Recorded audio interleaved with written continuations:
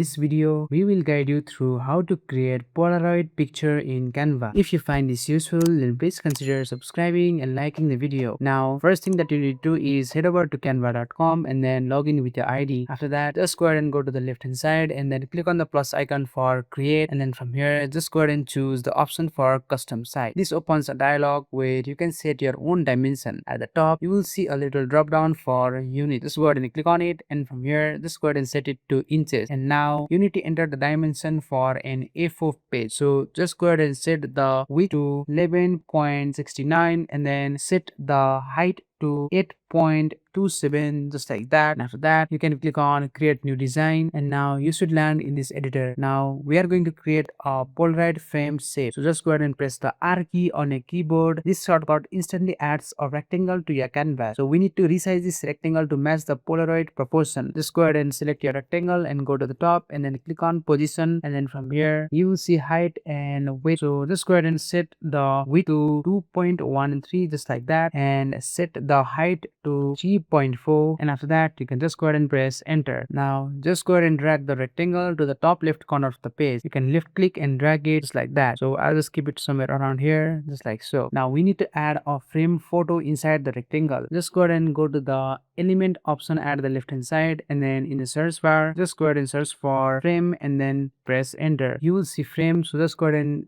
add a frame by just left clicking and dragging. Once it has appeared on your page, resize your frame. So just go ahead and select it and then go to the position and then set the width to 1.8, and for height just go ahead and set to 2.5 and then press enter. This is where your actual photo will go. Now let's make this look like a real Polaroid. Now find the background color option for the rectangle. So you can just go ahead and select your rectangle and then click on the color icon. So just go ahead and set it to white, just like that. And after that, while it is still selected, just go ahead and go to the stroke style and then add a stroke and then set the frequency or the strength to 1, just like that. Now place the frame inside of a rectangle. So I'll just go ahead and left click and drag it inside of it, just like that, and then just go ahead and leave some space at the bottom, just like that. Once you're happy with how it looks, you can just go ahead and select both of them and then just click on group, and now they will be successfully grouped together. Now to create more Polaroid shots, just go ahead and simply duplicate this group multiple times. So you can just select the group and then press Ctrl D, and then it will be successfully duplicated, just like that. So I'll just go ahead and now select both of them and press Ctrl D, and then you can see now it's much